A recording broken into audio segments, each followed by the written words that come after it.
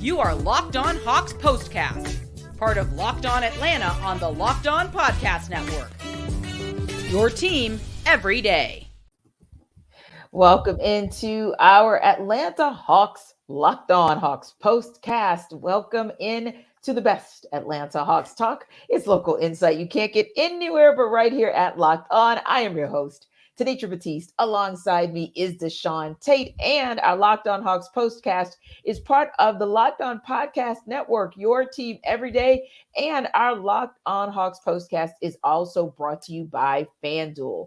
Now, today's episode is brought to you by FanDuel that makes every moment more. Right now, new customers, you can actually get not one, but $200 in bonus bets with any winning $5 bet. That's $200 if your bet wins. So visit FanDuel.com/locked-on to get started.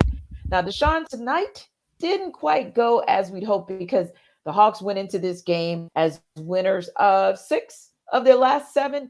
But the big D was not so sweet to them. We'll talk about that tonight. And we'll talk about whether or not they were having a little bit of FOMO. And to wrap the show up, we are going to celebrate the A. So stick around for that. But first and foremost, we want to talk to you guys about an unfortunate 109-95 loss by the Hawks to the Dallas Mavericks earlier tonight. And Tate, you kept it simple. You said for you, this game just seemed like, meh, especially for the starters. Yeah, it definitely was for me. It really gave me a feel of like a lack of energy. Yes. It definitely did have that meh type of feel to it. Kind of like a sleepwalking almost, as if. And, I asked it a couple of episodes ago, like, hey, Tenitra, what kind of concerns do you have for when our Mr. Do Everything, DeJounte Murray, is just like not having the DeJounte Murray, the Eastern Conference Player of the Week. Yeah, exactly.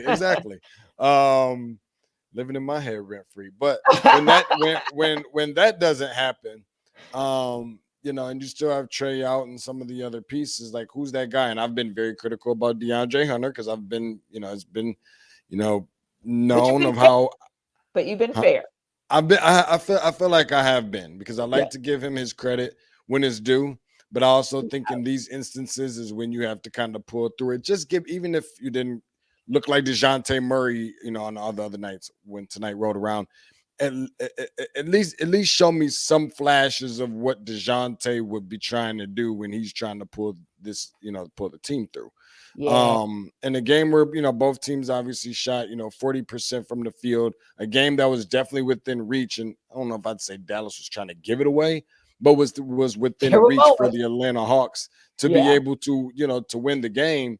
But the reality is that you could not allow coming into this game for Kyrie and Luka both to do whatever they wanted to do. And they did a good bit of what they wanted to do. It probably could have gotten a little bit crazier. 26 points and 3 threes, from Kyrie, 25 points, 12 rebounds, 8 assists for Luka. He started getting hot, kind of closer towards the end. They combined for 9 threes. I think that, from a defensive standpoint, if shots aren't falling, I need to be able to see a little bit more stops being made, but that wasn't going to happen because it wasn't the energy. It wasn't there tonight. Right. And I think that's the great call that you make, because where you need that energy sometimes is on that defensive side for that defense to lead to offense as opposed to expecting your offense to lead. And I think when you go back to the box score, if you will, from the night before, right? If you go back to the box score for the Pistons and you look at 35 minutes from DeAndre Hunter, 37 minutes from Jalen Johnson, from the starters, Clint Capella probably played the least at 30 minutes, and then Bogey had 33 and DeJounte 35. So that's a lot.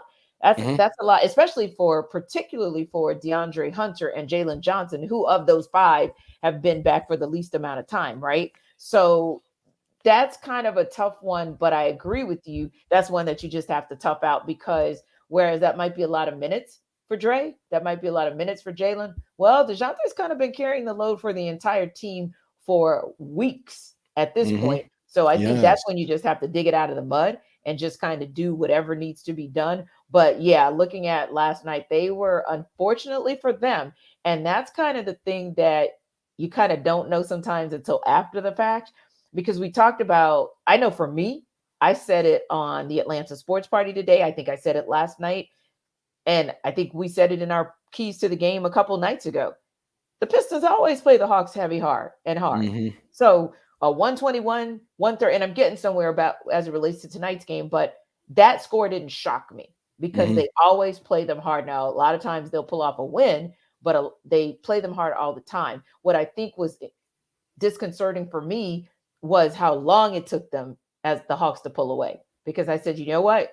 That means you're going to be a little tired going into Dallas. You didn't put them Mm-hmm. away early enough to where maybe your starters could have been pulled at the beginning of the fourth quarter, and maybe some of your role players, your bench players could have gotten a little more time, which would have given a little more energy to that starting lineup, which I was asking you pre-production.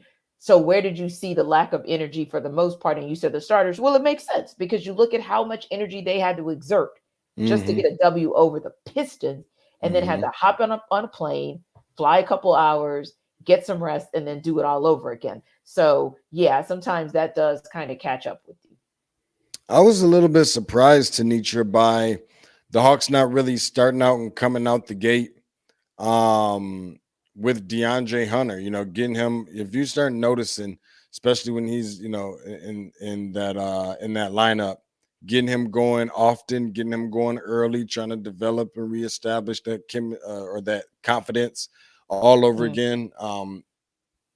Obviously, that didn't happen. He ends up with right. 13 tonight, 3 of 10 from the field, 30%. Mhm. Yeah. Starting to look like DeAndre Hunter starting stats again, almost, to a degree. And the crazy part is when he's not necessarily in this role, I think is where we just obviously see a little bit better from him, because I feel like there's a difference in his confidence, especially from a perimeter shooting standpoint and what have you. But um, you know, Derek Derek Lively, who's been really good for Dallas, especially on the defensive Yeah. end. He's a rim runner. He's a floor runner. He runs like a deer. He's erasing shots. He's rebounding like crazy. He's their everything, energy guy for them. And kind of like reminds me of Joakim Noah from Florida when he was in Chicago. Just that kind of scrappy guy. May not necessarily be big NBA build, but he's definitely Hmm. going to use the tools and use some of the things like wingspan and so forth to try and bring something positive to this team. He didn't play tonight. That's where I thought you know, Could have been an what we've been opportunity. seeing out of Clint Capella. Yeah. I thought he would have taken advantage of that a little bit more because he's been so consistent. Both of Yeah. these teams coming into the game only losing what I think the Hawks lost one of the last 7. Dallas lost 2 of the last 6. I expect a little bit more fight from the Hawks. Yeah. Well, for me, it was kind of a Newton's law situation. And when I say Newton's law, just kind of referencing for every action, there's an equal and opposite reaction. And Quinn Snyder talked about this even in the win last night. He talked about the fact that one of the things he wants to see less of is the Hawks execute on a possession and then allow the opponent to go right down the court and execute as well. And it was never so plain than in the fourth quarter where DeAndre Hunter hits a shot, gets the lead down to 7, and the very next possession commits Yeah, his fifth foul. Like you yeah, want to talk about a momentum killer. You want to talk about erasing 2 points, 3 points. It's just a bad look, and it's something that the Hawks do way too often. He called it out last night, even in the win, and he has called it out over and over again. And I think that's one of those things to where, as you're becoming a team that's committing to defense, but you're not really a defensive minded team quite yet. That's typically what you do. So sure. that for me was like, yep, Newton's third law. For every action, Hawks go and make a point. There's an equal and opposite reaction. The Mavericks go and make a point instead of you defending. So that's something I need to see them do. When we come back, definitely want to talk a little bit more about what we saw tonight, or maybe more about who we didn't see. That's next in the N one.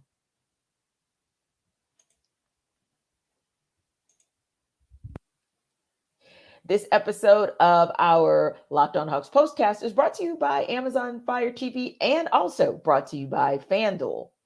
Now, Fire TV is and can be your destination for sports. From live games to highlights to in-depth analysis, Fire TV offers amazing viewing experiences with smart TVs, as well as the Fire TV stick that you can plug into your existing TV that provides access to millions of movies and TV episodes, as well as free and live TV. Whether it's opening weekend for baseball or the college basketball tournament, you're going to want to have a Fire TV. Now, Fire TV recently created Fire TV channels to deliver a constant supply of the latest videos from your favorite sports brands, all for free. That includes all of us at Locked On and most of the big pro leagues and college conferences as well. Fire TV channels lets you dive into all of the game analysis, highlights, and more to keep up to date on all the latest in the world of sports. Not to mention great news, entertainment, gaming, travel, cooking videos as well. So check out Fire TV channels on Fire TV and Alexa devices. To learn more, visit amazon.com/lockedonfiretv. That's amazon.com/lockedOnTV.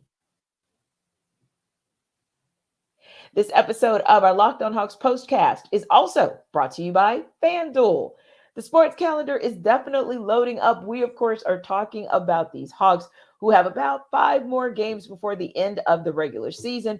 But, of course, we're just a couple of weeks away, 3 weeks away to be exact, from the opening round of the NFL draft. And we are also getting ready for MLB to kick in full swing. The Braves are going to be back home, and it'll be the home opener for the season tomorrow night. So more sports than you can shake a stick at. And even UGA and Georgia Tech having their spring games next weekend. Calendar's loaded. FanDuel makes it even more exciting for you so you can get in on the action. Right now, new customers get $200 in bonus bets with any winning $5 bet. That's $200 you can use to bet on the NCAA tournament. We're down to the Final Four on the men's and women's side. That's Deshaun's absolute Christmas. MLB, NBA, NHL, and so much more. So visit FanDuel.com/lockedon and make your first bet a big win. FanDuel.com/lockedon, because FanDuel is America's #1 sportsbook.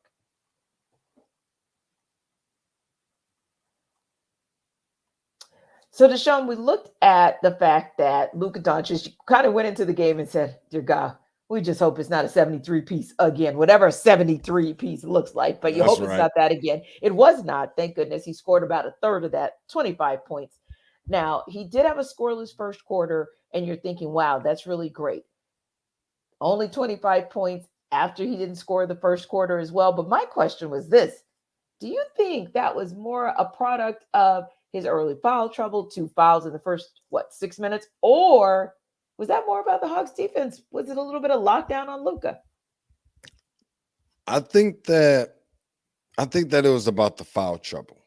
Mm-hmm. And one of the reasons behind why I say that is, and I don't say this often, but it was something that I did notice. I think that the Hawks kind of got some fouls called their way, some whistles that were blown their way. Definitely early. Yeah, definitely early more so in the game than anything. And it was a question mark on, adjustments that had to be made from Jason Kidd as to, how, who's going to be the next guy up or what's going to, obviously you got Kyrie, but he's trying to play make at the same time and whatever else, what have you. And so I do think that a lot of it did have with, something to do with the whistles being blown. I know that, I was going to really honestly have a tough time seeing Malachi Flynn drop 50 points on one night and turn around 24 hours later and see, Luka Docic mimic or just replicate or duplicate anything remotely close to what he did the last time. That was kind of going to be an issue for me.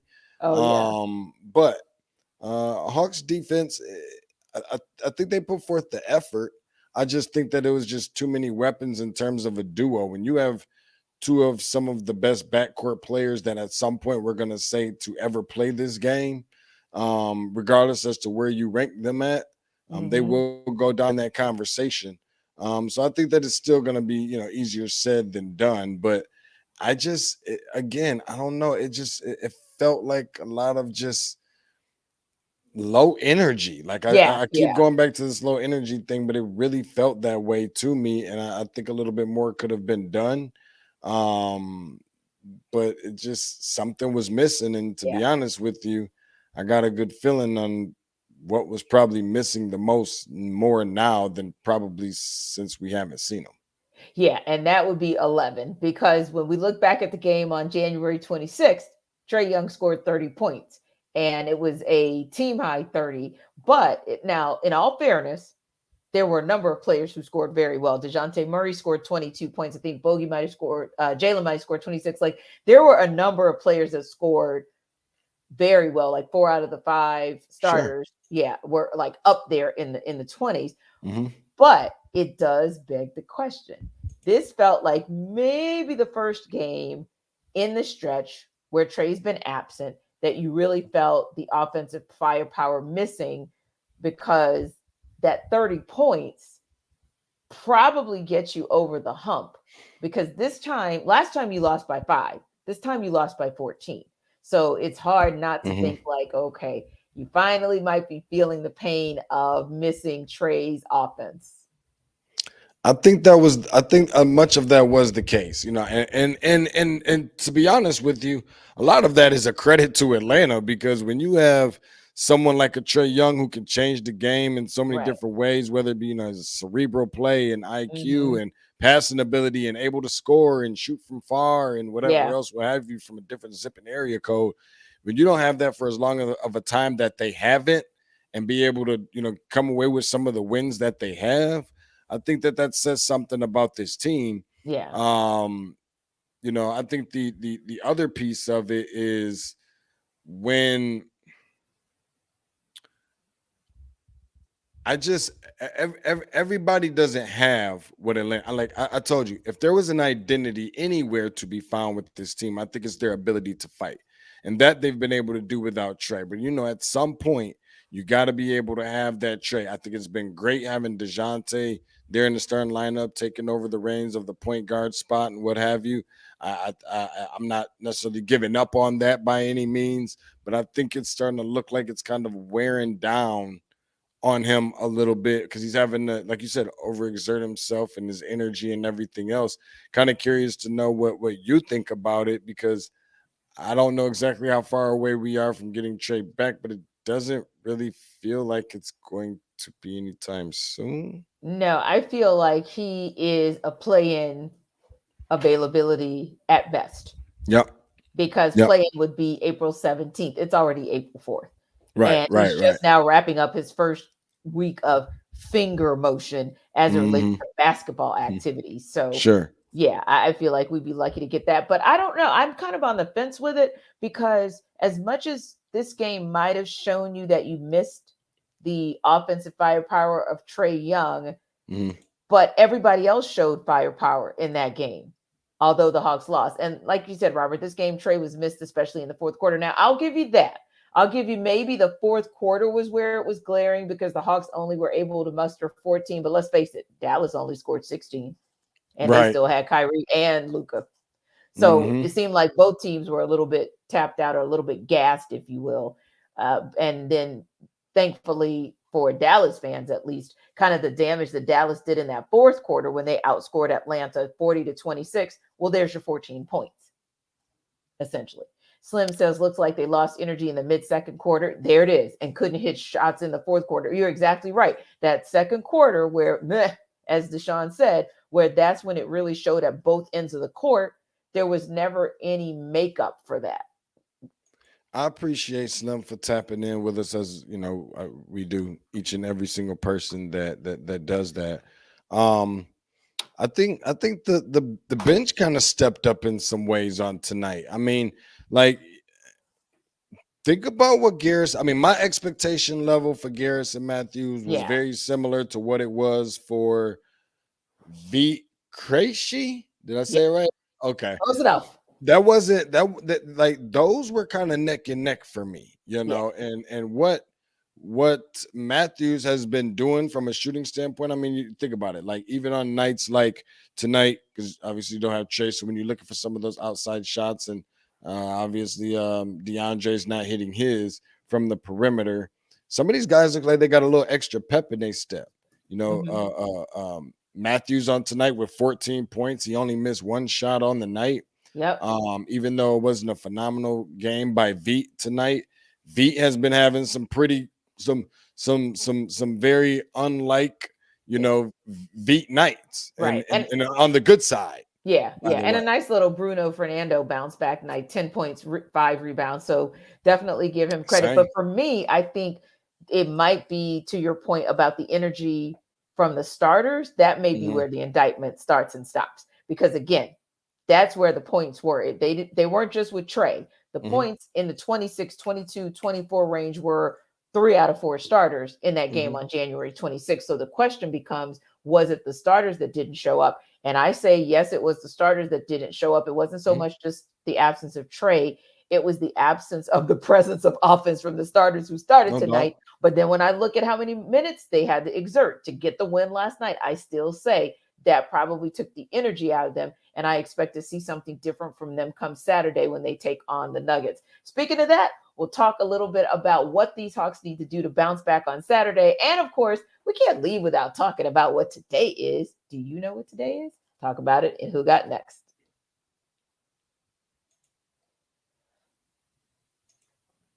This episode of our Locked On Hawks postcast is brought to you by Robinhood. Did you know that even if you have a 401k for retirement, you can still have an IRA? Robinhood has the only IRA that gives you a 3% boost on every dollar you contribute when you subscribe to Robinhood Gold. But get this, now through April 30th, Robinhood is even boosting every single dollar you transfer from other retirement accounts with a 3% match. That's right, no cap on the 3% match. Robinhood Gold gets you the most for your retirement thanks to their IRA with a 3% match. Now, this offer is good through April 30th. Get started at robinhood.com/boost. Subscription fees apply. And now for some legal info. Claim as of Q1 2024, validated by Radius Global Market Research. Investing does involve risk, including loss. Limitations apply to IRAs and 401ks.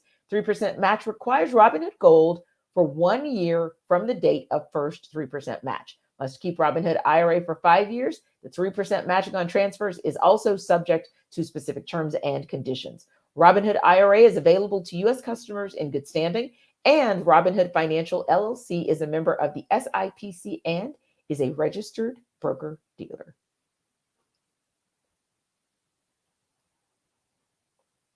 Okay, Deshaun, today is 404 day. It is that one day on the calendar where we are representing for the city and putting on for the city. So I've got some rapid fire questions for you about the A. First and foremost, what type of food does Atlanta do best? I don't think you can answer that with anything else but chicken. What? I love it. Love it. Got it. I mean, from where? What do you give me a spot? Give me your favorite chicken spot. I might have to go. Personally, I like my own, but I like Mary Mac's. Really? Mary Mac's is a decent spot. You probably wasn't expecting that one from me, though. I was not. And for me, when I think about food and the food that ATL does best, it's brunch. I don't care about what food. I don't care where you get the brunch from. Brunch. Okay. This city brunches. That's what we do. All right. Now, both of us are transplants, right? Yeah. So what brought you to Atlanta and what keeps you here? Brought me to Atlanta was just more opportunity. Yeah. Just hearing people talk about the opportunity that's out there. For all I know, they may have never even been to Atlanta and only heard it from somebody else. They probably had no idea themselves. But when I heard about opportunity, I think that was probably one of the bigger things for me. And keeping me here is not only the opportunity itself yet still, but to encourage others that there's opportunity that is out here to help them, kind of grow and develop within their, respectful careers and professions as well. Yeah. And what brought me here, well, it was personal at the time, but I stay and actually I come back, I leave for work. I come back, I leave. It's like an on and off thing. In the beginning, I didn't like it because I kept comparing it to New York and New Jersey, which I lived in New Jersey. I worked in New York. And when I finally figured out, like, nothing's ever going to be the city, like nothing's ever going to be New York, it's just unto itself, then I could embrace it more. And then people like you coming from the Midwest and people coming from the West Coast and people coming from the Northeast, as time went on, I started to see your imprint in the evolution of the city. And it started to feel like it was for the culture. And that's any culture. I mean, anyone pretty much from any walk of life can come here and probably make a very beautiful, very full life, right? There's a little bit of something for everybody. I mean, like for real talk, there totally is. And that's what keeps me here. And the fact that it's so cool that on almost any random day, week, or month, I'll get a text or a call. Hey, I'm coming through to Atlanta. I got a conference. I got, so-and-so, this artist is coming to my town, but I want to see this artist in the A because I know that concert is going to be it. And they're right. It's always extra when we do it here. So I love the city for that. Oh, speaking of which, the first artist who comes to mind when you think of Atlanta. Wow. I don't even know if that's even... Oh my God. I think it's a combination of two. Okay, you only get two. That's it. I gotta say Outkast. Okay. I gotta say Outkast. Who's your other? Well, that was the two, Big Boy and Dre. Okay. Well, that's one. Well, the duo. So yeah, when I close my eyes and I go, think fast, Usher, think fast, Outkast. Yeah, if I don't have to think about it, then it's going to be those two. When you start getting deep into it, I feel like some CeeLo Greens and some. Okay, we don't have time for that. We're on rapid fire. So it's going to be Outkast and Usher. We're going to keep it pushing. Okay, let's do it. So we know that we both love the Hawks. That's obvious, because we both love ball, and because for both of us, oddly enough, working with 92.9 The Game, the Hawks were our first beat, respectively, like both of us.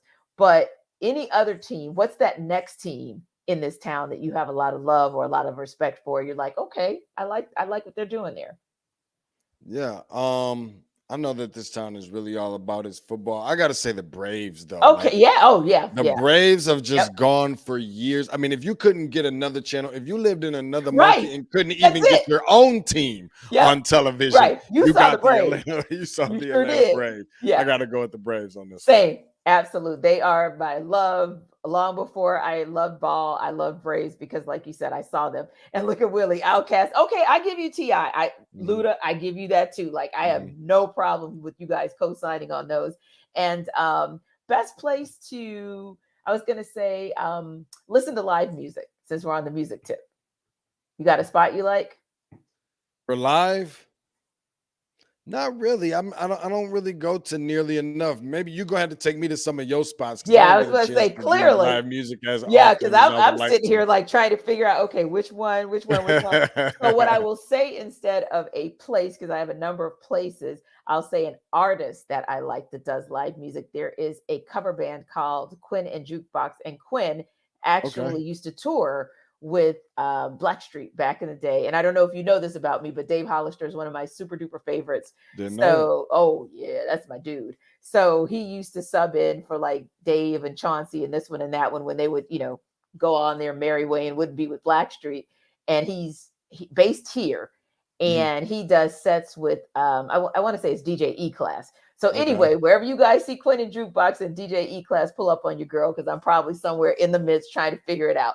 Anyway, guys, you know where we're going to be. Back Saturday, I'm going to have a special guest with me. I'll have my guy Jarvis, because this guy is going to be doing what he loves so much, which is college basketball. He's going to be in the midst of the Final Four. Can't wait to hear all about it. So follow him on social. He'll take you through each and every step of the way for college basketball. And Jarvis and I got you post-game Hawks Nuggets on Saturday. Remember, Locked On Sports Atlanta is the #1 place to hang out after every game. Remember also to like and subscribe to our YouTube channel. And of course, for more on the Hawks, all things Hawks, check out our guy, Brad Rowland, on Locked On Hawks. We will see you Saturday night.